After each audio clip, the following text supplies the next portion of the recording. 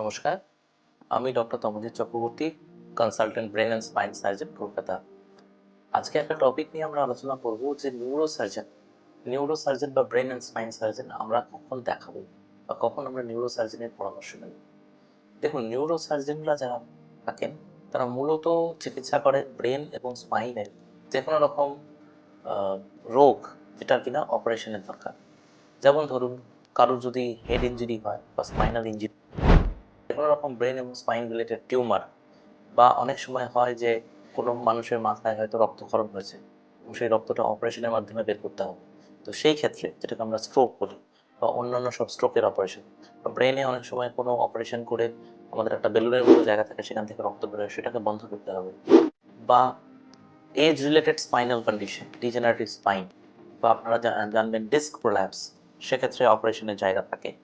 এছাড়া অনেক ক্ষেত্রে দেখা যায় যে কারো স্পাইন বেঁকে যাচ্ছে, সেটাকে আমরা স্কোলিওসিস বলি আমাদের ভাষায়, সেটার কারেকশনের জন্য অপারেশন করতে হয়। অনেকের ক্ষেত্রে দেখা যায় যে ব্রেনে এল্ডারলি যারা থাকেন তাদের জল জমে যাচ্ছে এবং সেই কারণে অসুবিধা হচ্ছে, বা যারা বাচ্চা থাকে তাদের কনজেনিটাল হাইড্রোকেফালাস, এই যে কতগুলো রোগ বা এরকম ধরনের রোগ যেখানে কিনা অপারেশনের দরকার পড়বে, সেই সমস্ত জায়গায় নিউরোসার্জনদের রোল থাকে। নমস্কার।